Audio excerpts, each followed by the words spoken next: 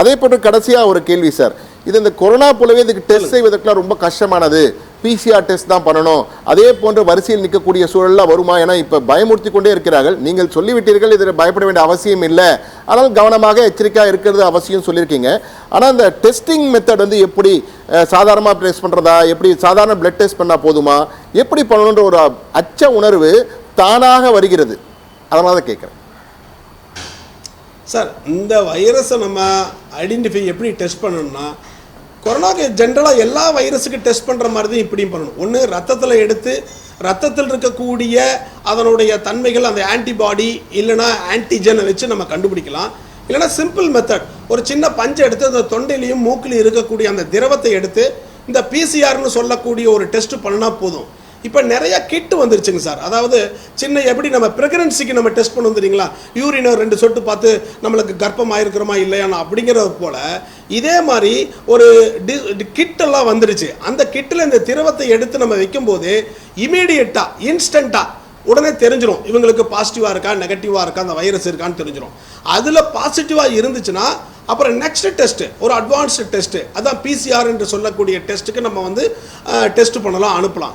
ஆக இந்த பரிசோதனை பண்ணக்கூடிய நிகழ்ச்சிகள் அந்த காரியங்கள் எல்லாம் எளிமையாக்கப்பட்டு விட்டது, கஷ்டமானதெல்லாம் கிடையாது. அப்போ எல்லாத்துக்குமே பிசிஆர் பண்ணணுமா? தேவையில்லை. இந்த ஒரு ஸ்பெஷல் டெஸ்ட்டு போட்டு இந்த கிட்டில் வந்து நம்ம செக் பண்ணி பார்த்துட்டு அவங்களுக்கு நெகட்டிவாக இருந்தால் பண்ண தேவையில்லை, பாசிட்டிவாக இருந்தால் வேணால் பண்ணலாம். யாருக்கு பண்ணலாம் அப்படின்னா எல்லாத்துக்குமே பண்ண தேவையே கிடையாது.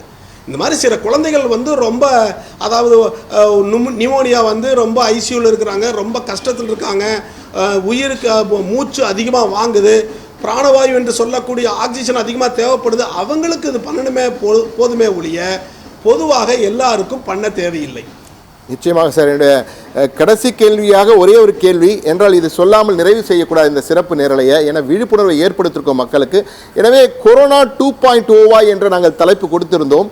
எனவே இது கொரோனா 2.0 என்று சொல்லாமல் அது HMPV, பார்த்து அச்சப்பட வேண்டியதில்லை, ஜாக்கிரதையாக இருக்க வேண்டிய அவசியம் என்று சொல்றீங்க. உங்களுடைய நிறைவு கருத்தா என்ன சொல்ல விரும்புறீங்க சார்? நிறைவு கருத்தா என்ன சொன்னா, வைரஸ் என்பது வைரஸினுடைய மத்தியில் தான் நம்ம வாழ்ந்துட்டு இருக்கிறோம். அதுதான் எல்லாரும் புரிஞ்சுக்கணும். நிறைய பேர் சொல்லுவாங்க இது அனிமல் பிளானட், அனிமல் பிளானட்னு சொல்லுவாங்க. இது அனிமல் பிளானட்டே கிடையாது, இது வந்து வைரஸ் பிளானட். இந்த உலகத்தில் millions and millions of virus இருக்கு. அப்போ நம்ம வைரஸ் மத்தியில் தான் நம்ம வாழ்றோங்கிறது தெரிஞ்சுக்கணும். இந்த மாதிரி குளிர்காலங்களில், அதாவது டிசம்பர், ஜனவரி இல்லைன்னா நவம்பர், இந்த மாதங்களில் வைரஸினுடைய தாக்கம் அதிகமாக இருக்கும். ஃப்ளூ ஜுரம் வரும், இல்லைனா இந்த RSV இல்லைனா இந்த HMPV வைரஸ் எல்லாம் வரும். வந்தால் பயப்பட வேண்டாம்.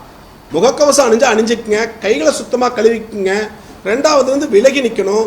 3வது எதிர்ப்பு சக்தியை உண்டு பண்ணக்கூடிய காய்கறிகள், நல்ல தூக்கங்கள், நல்ல சுடுதண்ணி நல்லா கொதிக்க வச்சு ஆற வச்ச தண்ணி குடிக்கணும், உடற்பயிற்சி செய்யணும். இது போன்ற காரியங்களை சிறு வயதிலிருந்தே செய்யும் பொழுது இந்த உடம்பில் எதிர்ப்பு சக்தி என்று சொல்லக்கூடிய ஒரு ஃபவுண்டேஷன், ஃபண்டமெண்டல், அது நல்லா ஸ்ட்ராங்காக ஆயிடுச்சுன்னா எந்த வைரஸும் நம்மளை தாக்காது. அப்படியே தாக்குனாலும் சாதாரணமாக பிரச்சனை எதுவும் உண்டு பண்ணாமல் நம்ம போயிடும். அப்படிங்கிறது தான் நம்மளுடைய நேயர்கள் தெரிஞ்சுக்கணும். நிச்சயமா. நன்றி டாக்டர் பூபதி ஜான்.